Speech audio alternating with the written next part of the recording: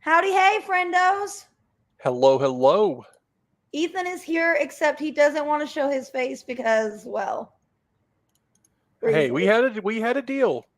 I know. I'm upholding my end of the bargain. My team may not have any integrity or heart, but you know, I'm a man of my word. Queen Rev. I almost chose one that said "All hail the Queen" with a like drawing of her, but I let my daughter pick out which one I should use, and she picked this one since it has a little puppy next to it, Aw. even if it's not a real puppy. Now I can't make fun because you let the little one pick. Hey, it could be a lot worse. I told you I had a Photoshop idea all formulated in my head. I was gonna sit down on Canva and like do it all up with the sad Miss Rev picture. But I decided against it. I decided I would be an honorable person and use a real picture of the beautiful Miss Rev. She really is pretty. Although I do want to say, and this goes out to the Alabama fans, the Auburn fans, who else? Anybody else that has more than one mascot? The Texas A&M fans who are the Aggies, the Tennessee fans who are the Volunteers, but your mascot's a dog. Um, you guys are cheating and it's lame, and you need to commit to one or the other. Texas A&M would be a lot cooler if you guys were the Texas A&M Fighting fighting, collies. yeah, the fighting border collies, yeah, the fighting lassies. Somebody, I just retweeted because we're playing Bowling Green this week, and one of my friends tweeted the Bowling Green and the Cleveland Browns wearing orange helmets for no reason. Like, you ain't wrong. Your color is brown. Is brown. You know what I hate? I'm also going to double dip onto my old man yells at clouds situation. Bowling Green. When you think of the city of Bowling Green, what state do you think Bowling Green would be in? I have no idea, and I really don't. Kentucky. Bowling Green. So this it's similar to Missouri or Kansas City, to where Kansas City, is in Missouri and in Kansas. It's similar to Bowling Green, to where there's a Bowling Green, Kentucky, and then there's a Bowling Green, Idaho, and they're basically just across the border from each other. And it's so dumb. Like Bowling Green is in Kentucky. Come up with your own city name, Ohio. Like, be better. You said Idaho originally. Well, you know what I meant to say, I Ohio. was really confused. I was like, I don't know geography that well, but I don't think that Kentucky and Idaho are right next to each other. So for my Ponyo ramen that I'm making some broth, right? And I made me and my daughter a spicy broth, and I cut some peppers up and I just rubbed my eyes, and that was a mistake, Don't friends. do that. Yeah, that was a mistake. Big problems. Don't do that. Oh my goodness. Okay, let's get into what happened this past week. Let's start with South Carolina absolutely blowing it. Yeah, that's what happens when you have the worst coach in the SEC. For And I say that as a Florida fan. And I can say that confidently because Billy Napier is 2-0 against Shane Beamer. fair. And so Shane Beamer, Napier's definitely going to be the first one fired. I think that that win that they had against Kentucky is going to buy him enough goodwill that when they hit that run where they're probably going to go like 2 months without winning a game, maybe he survives. But yeah, I knew the whole time South Carolina was going to choke that game away. As soon as Lenoris Sellers went down and they had to bring in the one and Whatever. only Robbie Ashford. When I saw Robbie Ashford trot out there, I was like, "Oh yeah, this game's over." Like it may, like they might keep it close. Like they might be able to just run some options and QB draws to keep him off the field. But yeah, there's no way he's gonna be able to do anything, and he didn't. I mean, it wasn't, at least it wasn't like when Nick Starkel went down against UCLA and we were up by like 30. And then Kellen Mond came in and sad. Bad things happened. But the thing is, and I've seen it from Aggie fans like across Twitter recently, they're like, we did not appreciate Kellen Mond like we should have. Because now we've had this like revolving door of hurt quarterbacks and issues and this, that, and the other. I'm like, why did we not appreciate the fact that Kellen Mond was out there no matter what? Is your punter related to Kellen Mond? Are they brothers? No, that's Bond, not Mond. Bond. Oh, okay. I thought they said Mond during the broadcast. I didn't catch it like his name. No, and he's our kicker. It's the same thing. They're all the same. No, our punter is actually a 5-star punter, so there's that. Every punter in the SEC is they're either a 5-star punter or Australian. Porque no los dos. That's true. We have a kicker committed he plays at some, I guess, military school or prep academy or something in like Maine. And so it's like you go through our commit list and it's like, 4-star from Tallahassee, 5-star from Orlando, whatever. And then you get all the way to the very bottom and it's like 0-star kicker from Maine. And it's like, how in the hell did you even find these people? Like, but where did you come from? Like really, like the best kicker. Okay, well, Evan McPherson's probably the best kicker we've had recently. But before him, Eddie Pinheiro was the best kicker we had. And he literally never played football his entire life until he went to some small college in Miami on a soccer scholarship. They needed a kicker for their football game. He goes out and realizes he can kick the ball 65 yards, and now he's an NFL kicker. I personally think it's ridiculous to even give a scholarship to a punter or a kicker. Well, no, that's like the Cowboys kicker, Just he can boom it sometimes. Yeah. I am still so mad that they did not let him kick that 71-yard field goal. Like, why not? What do you have to lose? I am mad. Right? Yeah, just let's see what happens. And he literally said, I don't even look at how long it is. They tell me to go out there and kick, and I do. But I was like, yep, I love it. He's like, I don't really care how long it is. I'm just here to do my job. I'm like, yep, that's it. I'm only here so I don't get fined. Yes. I'm just here so I don't get fined. That was the name of my fish camp DG, my senior year, whatever, for our freshman camp. And our co-chairs that were like the upperclassmen in charge of our camp were like, I don't know about that. That sounds mean. And Chase and I were like, no, it's funny. It's a joke. Like, it's fine. And they were like, okay. And our DG kids bought like super into it. Like, they walked around calling themselves beast mode. It was great. Nice. 10 out of 10 would recommend. Like, one of our boys was like, so do we get to call ourselves beast mode? And I was like, yeah. Absolutely. He goes, did you know that Marshawn Lynch likes Skittles? And I was like, okay, sure. And he goes, no, we're going to chant beast mode wants Skittles all around camp. And I was like, okay, sounds good. Do it. Freshmen are special human beings. Oh, I bet. Let's see. Was Alabama killed Wisconsin, but Wisconsin is not good. Yeah. They got a touchdown though. That's something. Proud of you, Wisconsin. I mean, that game. It. I feel like maybe if I don't know, they did kind of just shred them, but maybe if TVD didn't get hurt, maybe they stood a little bit of a chance. But yeah, there weren't very many good games last week. Boston College almost took down Missouri.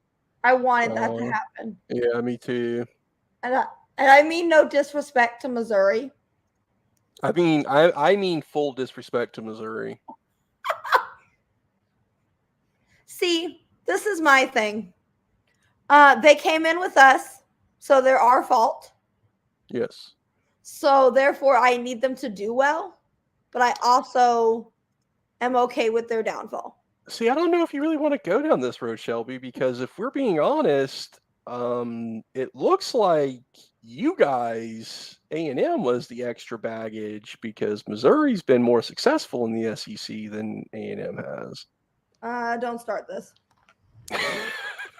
Beating Florida is like beating Florida in like the one win over Alabama is like A&M's claim to fame in the 2 SEC. wins over Alabama. Thank you, Uh, Johnny and Zachary Calzada. see, okay. With 10 years ago, those don't count. Johnny football. He fumbled it to himself. Highlights of my life. I don't know if that's the reason I got into sports. That game. My senior year of high school, I told the guys that we were working on musical with, I was like, hey, A&M's going to beat Alabama this weekend. And they were like, you're a fucking idiot. And I was like, no. A&M's going to beat Alabama this weekend. And mind you, I knew jack shit about anything. But I was like, no. A&M's going to win. And they were like, yeah, okay, hun. Like, good thing you're pretty. And I was like, okay, whatever. And then we won, and I felt so smart that I just had to learn all the things so I could be right all the time. Yeah, I mean, I'm still waiting on myself to be right ever, but I get to pretend like I know what I'm talking about. We don't get paid for this, so it doesn't really matter. Yeah, it's just a passion project. Speaking of A&M wins, and at least we have a coach that likes to win in the swamp now. Maybe. Yeah. And I on the mean, road about that. what a pitiful game that was. That's my takeaway on it. I was hoping you guys would either lose to us or beat us badly enough that Napier would just get canned. At this point, yeah, I mean, so I'm curious. When you were watching the game, did it really? Did you not just feel like our defensive line was just playing patty cake with your offensive line the whole game? Like we did the same shit to Miami, to where it's like, if we don't get to the quarterback in like 2 seconds, the pass rush is just dead. It's just like, oh, we had a quick spurt. We tried our best for 1 to 2 seconds, and we didn't get there. So now, good luck, safeties and defensive backs, because we don't you're going to be trying to cover a wide receiver for 5 to 10 seconds, and we know how that turns out. Can we talk about Marcel Reed juking, please? Shelby, I didn't say this on the show. I may have said it on the show, but I definitely said it in the group chat. Did I not call out the fact that every time my Florida Gators have to face a backup quarterback, we get absolutely shredded? It makes no sense. It makes no sense. You put in a backup quarterback, and this is across 3 different defensive coordinators, right? It's not just in 2 different coaching staffs. And somehow you put in a backup quarterback, and our defense is just like, who is this guy? Like when Max Johnson trotted out there against LSU, when God, who was their quarterback a few years ago? Can't remember who the quarterback was, but Max Johnson was the backup, and he came out and just absolutely shredded us. And it was like, somehow our team acted like him being a left-handed quarterback was something that they had just never seen before. It was like him throwing it from the other side of his body just caused our defense to just like have like a mind melt. And ever since then, we just have not recovered. R.I.P. Max Johnson's legs. Yeah. Honestly, that kid really needs to let it go. And I hate saying that, but it's like, bro, it's time. After so many season-ending injuries, you got to let it go. Or maybe you never know. You never know. Hendon Hooker came back from heart issues, and Keontae Johnson's playing in the NFL after dying on the court. So maybe a leg injury is the least. Wait, Keontae Johnson's playing in the NFL? I said the NBA. No, you didn't. I meant the NBA. I knew you did, but I was like, hold on. Hey, he could play in the NFL though. He's built like Mike Evans. That's fair. I love me a Mike Evans. He makes my heart happy. I saw someone that literally, because they were, somebody posted a video, like a tribute video to Mike Evans. And they were like, well, he could have stayed another year, but he was too selfish. And I was like, you can't be fucking serious. Like, shut up. Like, that man had a child to take care of. And at that point, college athletes were not making money like they are now. Yeah. He had to go. I mean, and this is the same thing I say when people complain about players sitting out of the bowl games and stuff. He was a top 10 pick. I think he was like 8th overall or something like that. Like, at that point, there's very, very little you can do to improve your draft stock if you're a top 10 you are pick. who you are. Yeah, like, sure, obviously, unless you're first overall, there's some room for improvement. But money-wise, career-wise, honestly, it's probably better to be the 8th overall pick than to be the first overall pick, because you're going to a team that's not completely dog shit.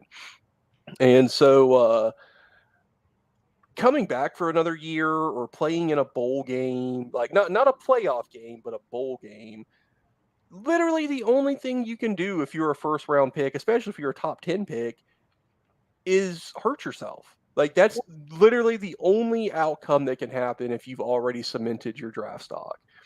And yeah, exactly. Yeah. And you're not a top 10 pick. You may not be a lock to be a top 10 pick, but if you end up as a top 10 pick, you're a lock to be a first round pick. You know what I mean?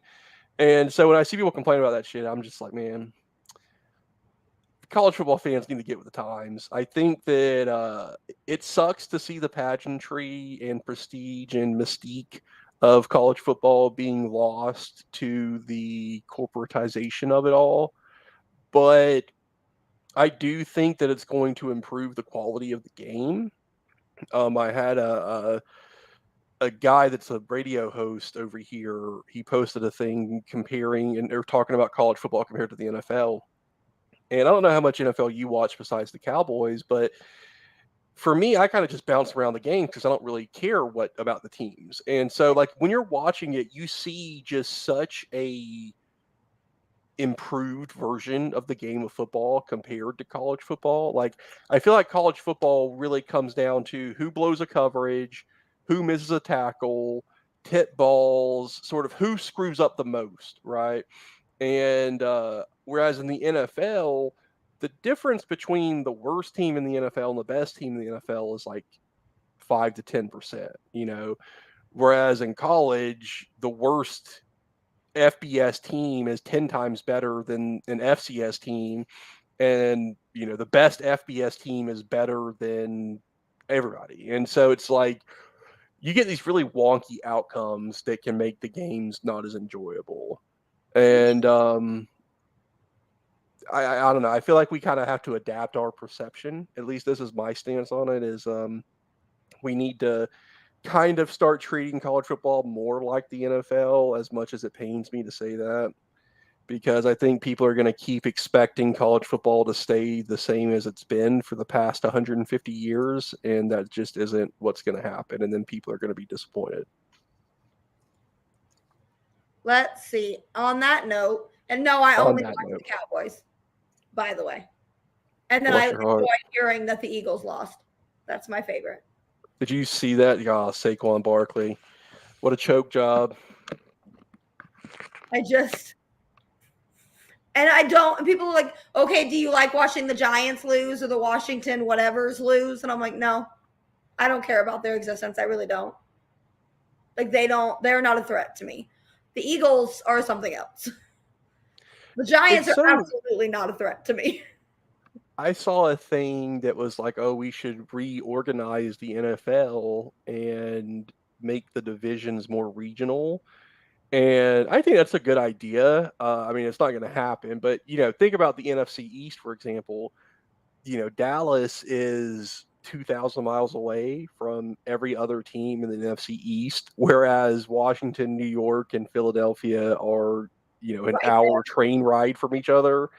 And then you just have Dallas, you know, in a different time zone, 2,000 miles away, who's just like the enemy of everybody.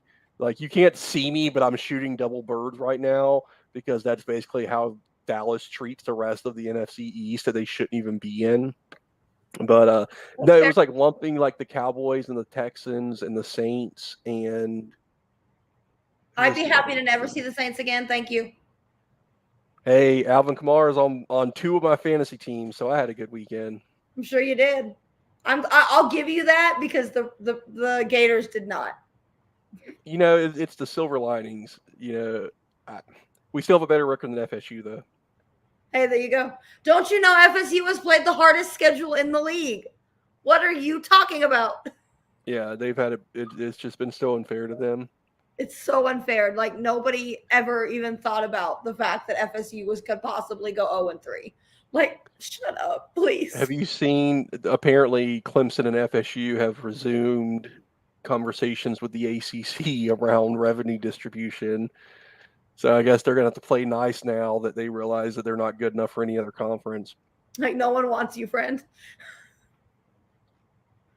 No one wants you.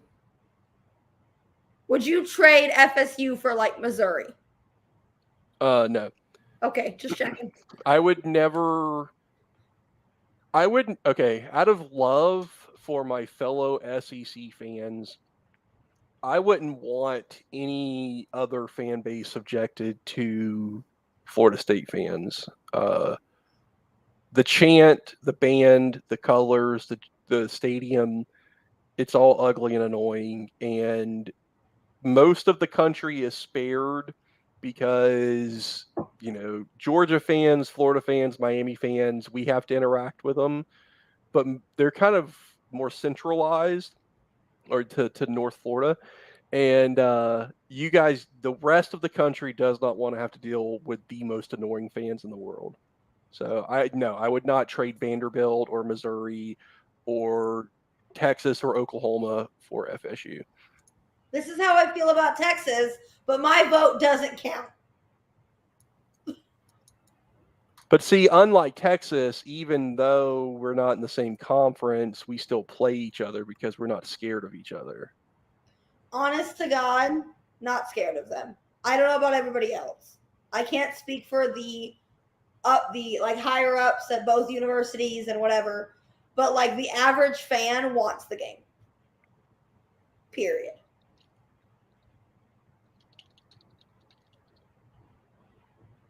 And we're getting it. So we'll see. Finally. And you're getting it when it happens to be coming across Texas's best team in a decade.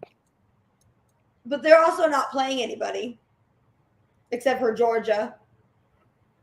So, like, we'll see how good they really are. Texas and Oklahoma both got tossed some softballs for their first 2 years in the league. They really did. And it makes me upset.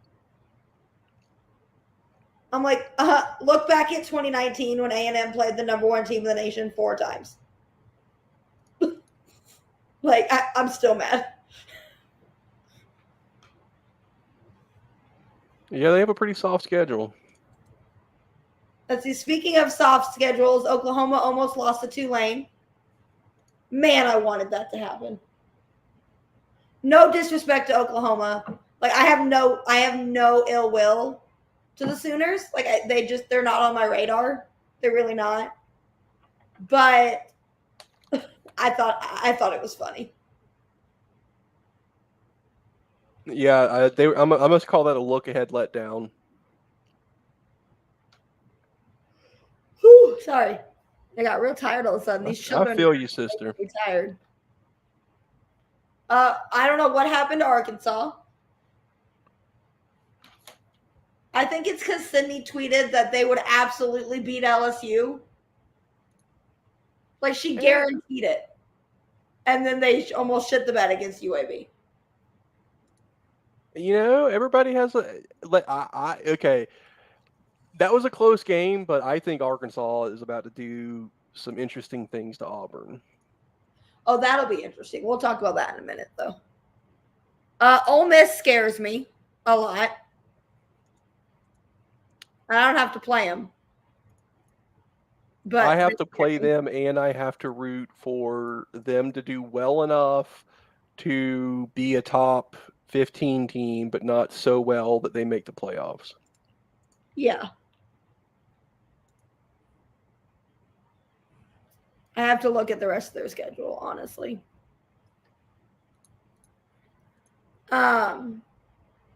Vanderbilt. God. Well, it was nice while it lasted. Yeah. We got the coming of Arch Manning. I don't know how to feel about that.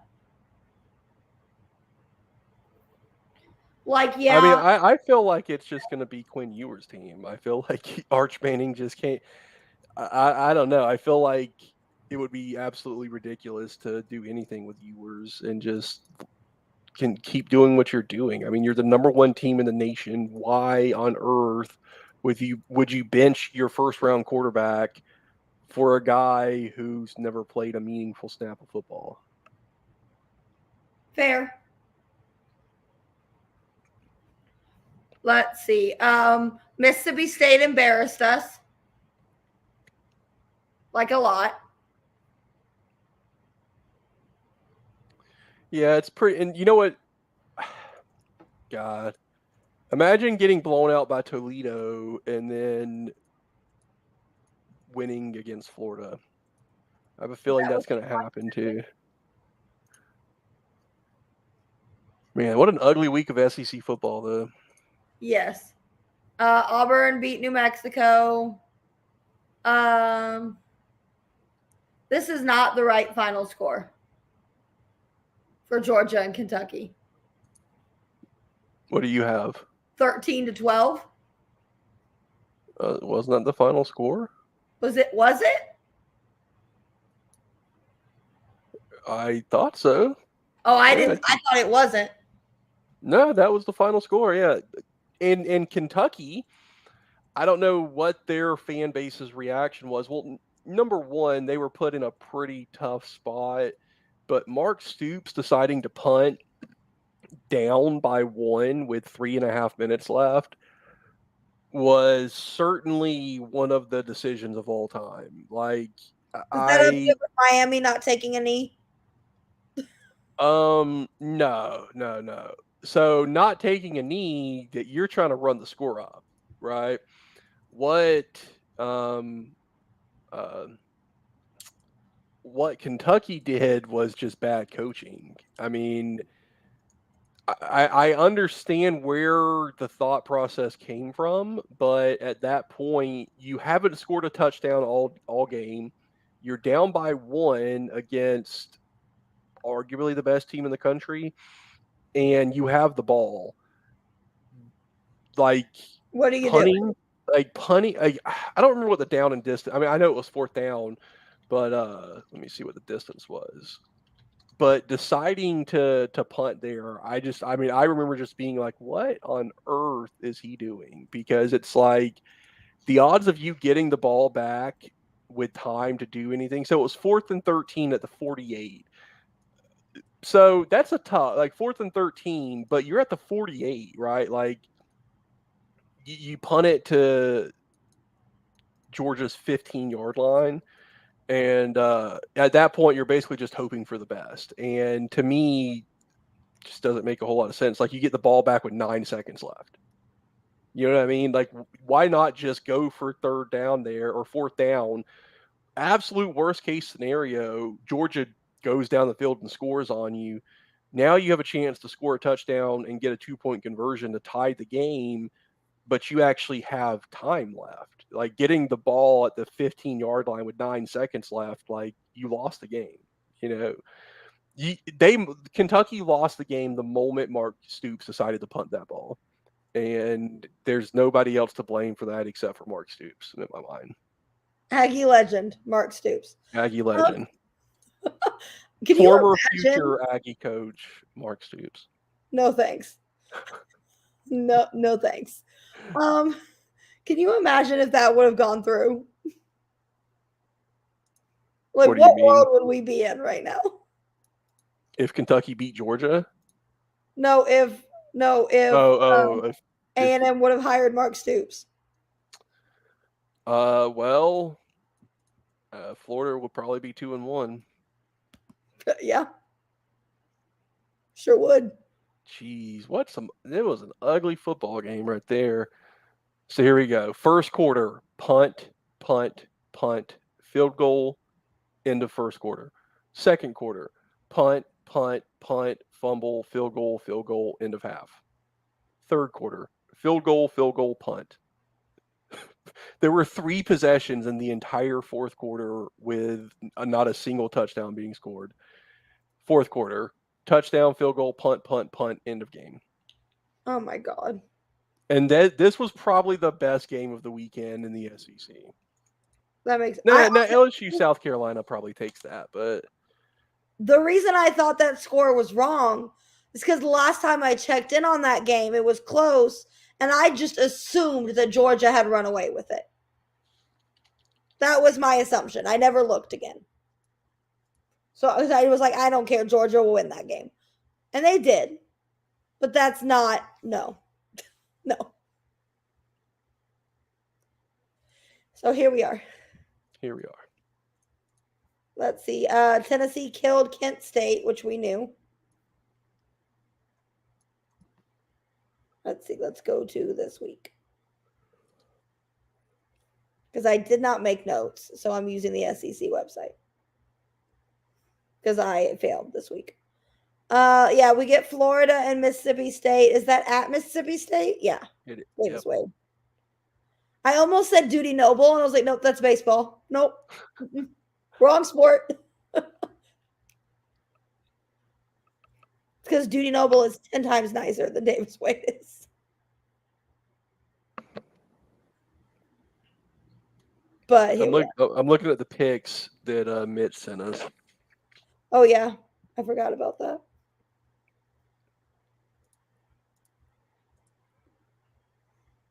Let's see. I forgot who I picked, honestly.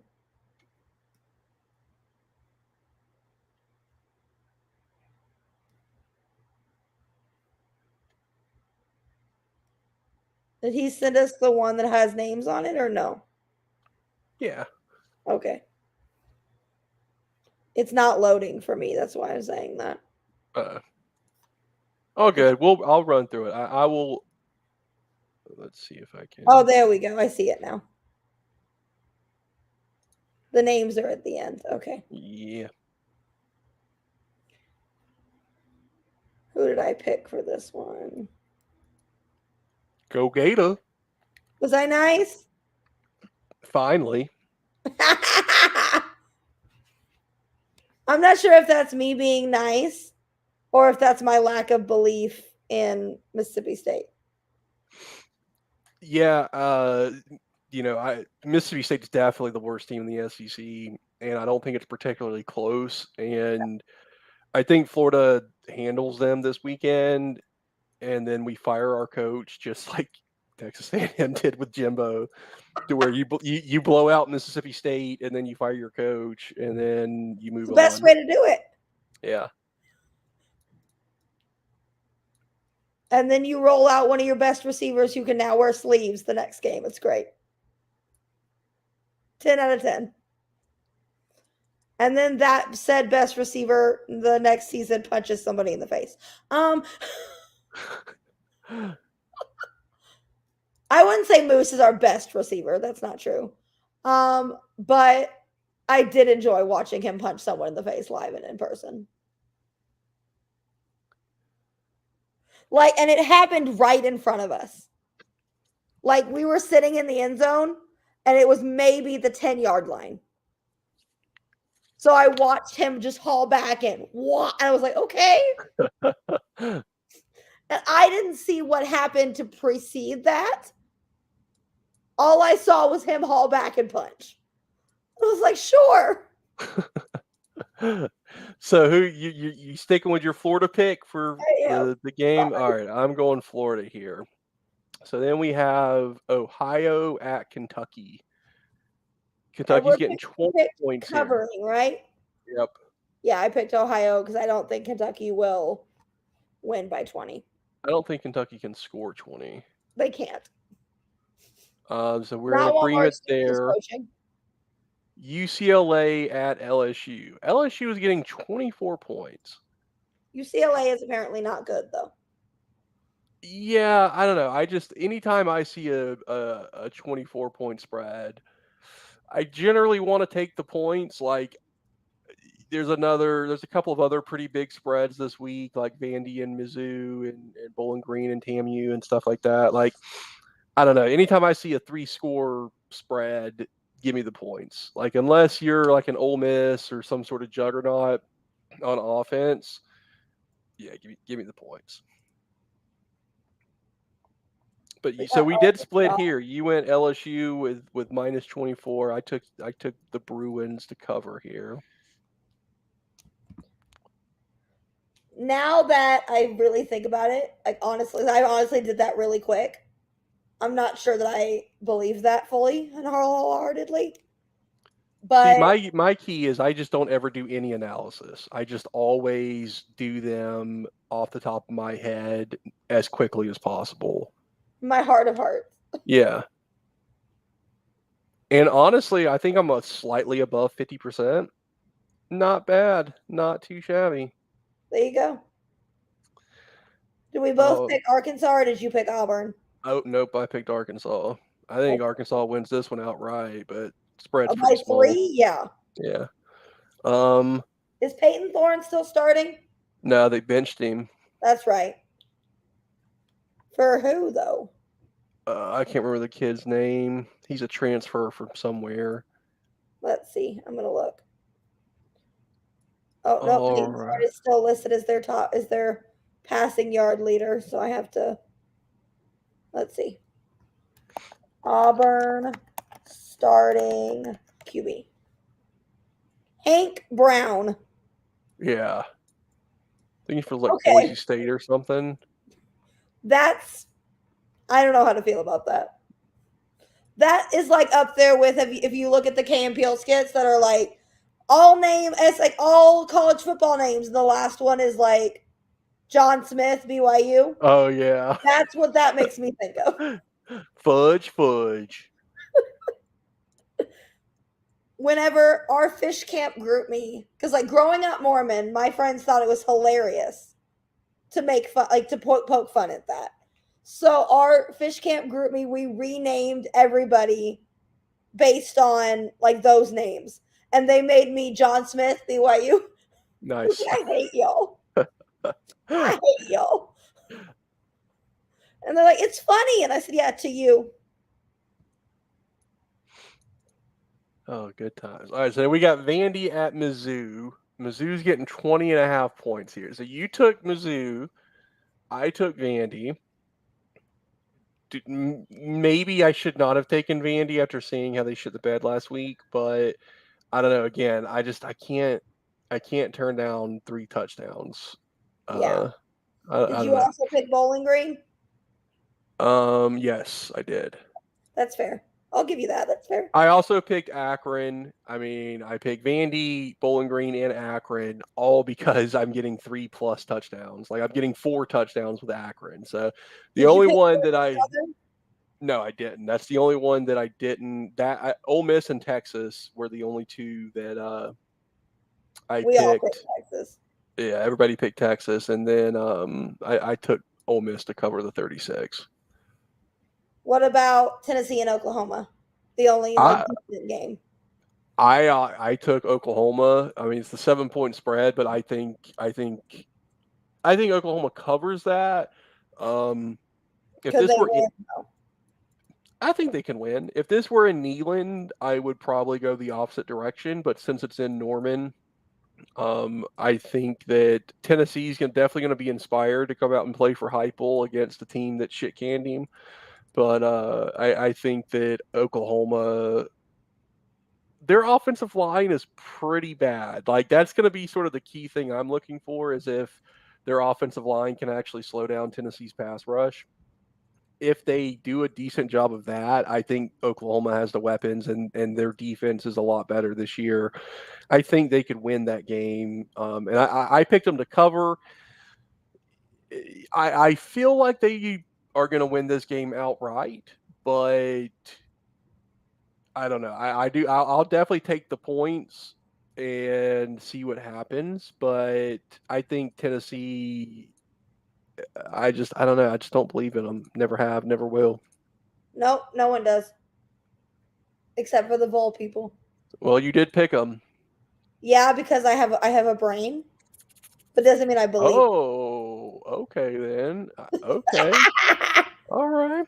I love you. Speaking of having a brain, you picked Texas A&M to cover the Of 23 course I did. I'm a points. homer. I mean, I can't imagine doing something that silly. I would never pick my own team just out of homerism. Oh, never, Never. never. I think Bowling Green covers this, but I think you guys win pretty easily.